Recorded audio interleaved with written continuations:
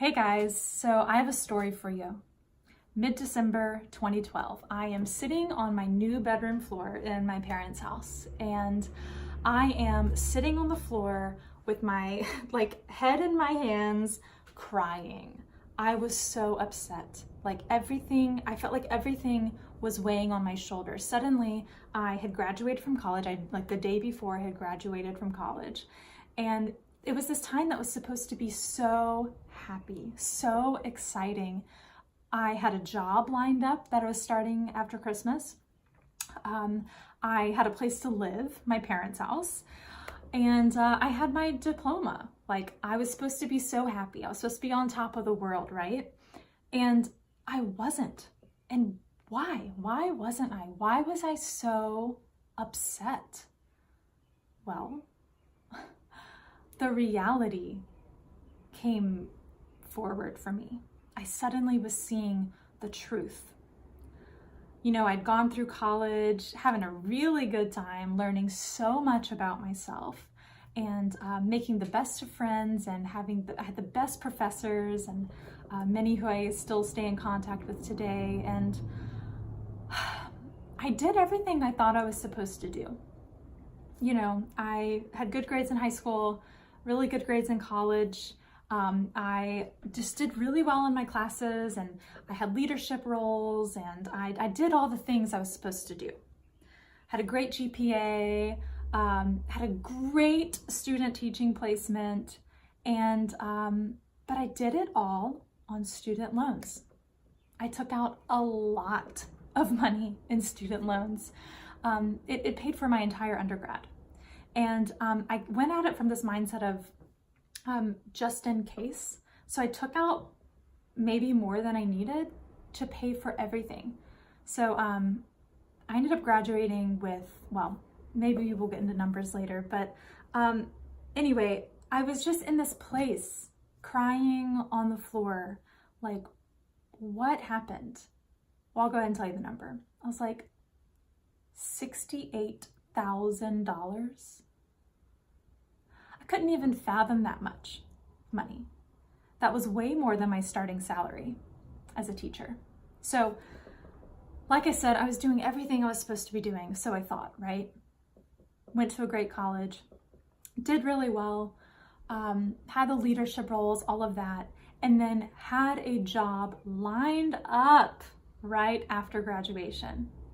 I thought I was doing everything I was supposed to be doing, but why did I feel so upset? Why was I so depressed?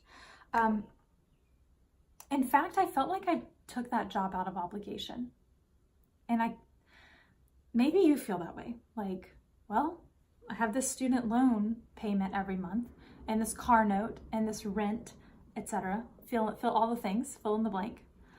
I have to take this job, otherwise I won't survive.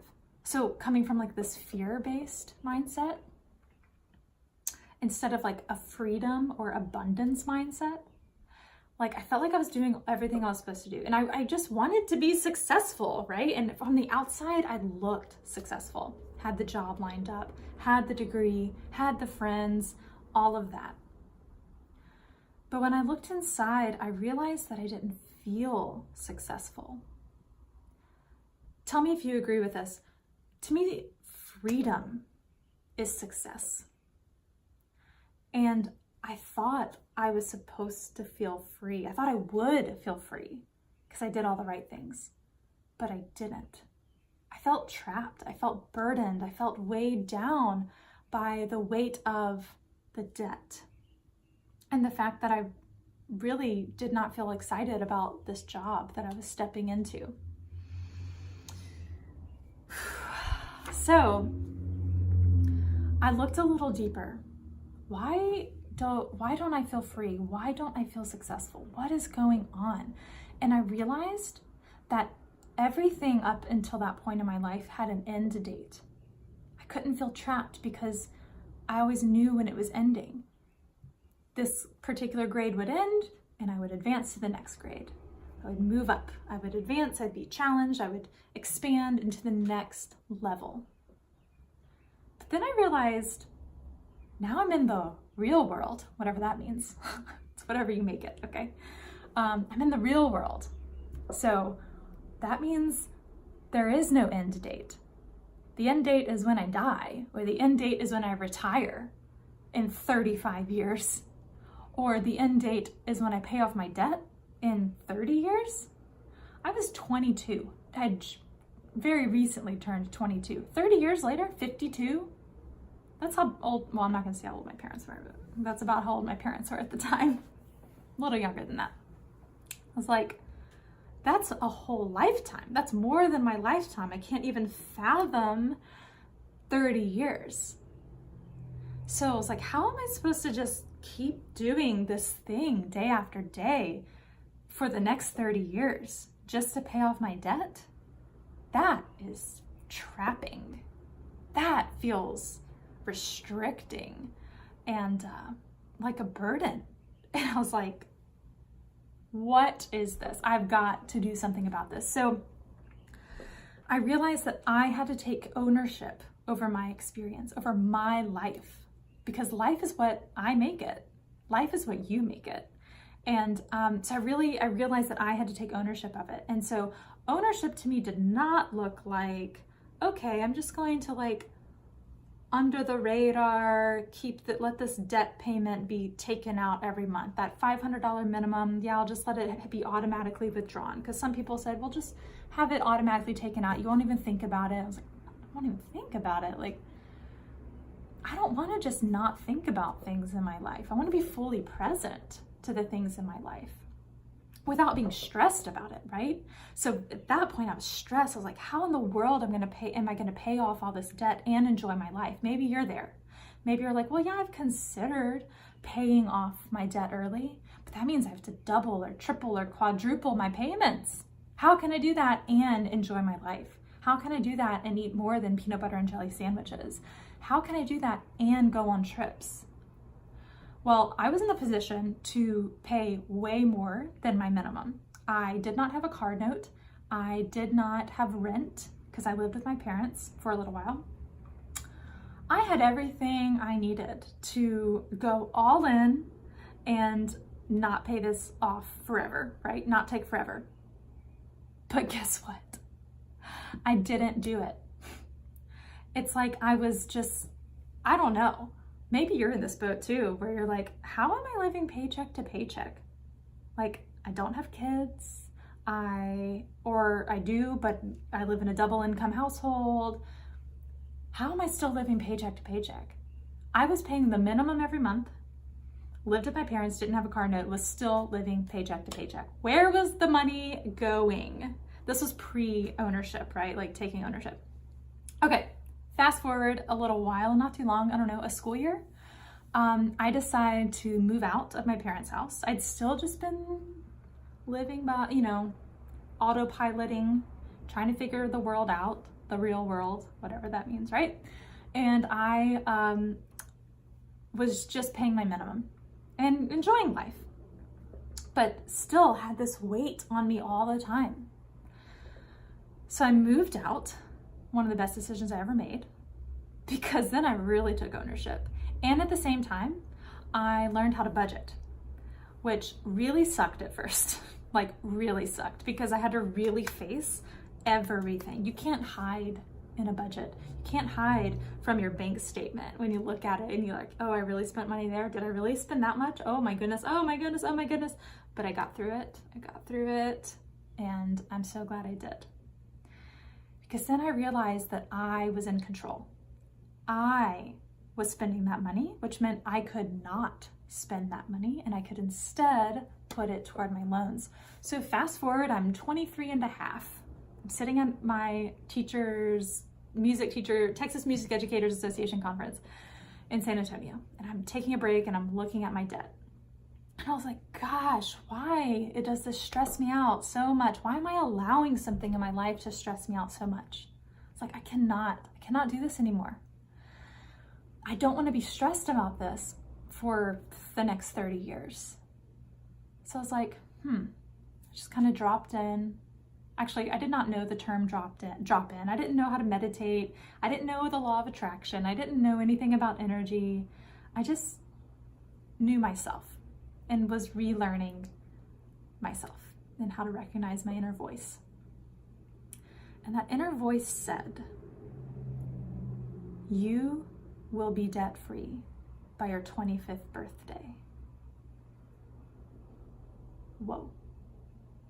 And at first my mind was like, nuh-uh, it doesn't make sense. The math doesn't work. You don't make that much money, Capto. And you don't have time during the school year to have a second job.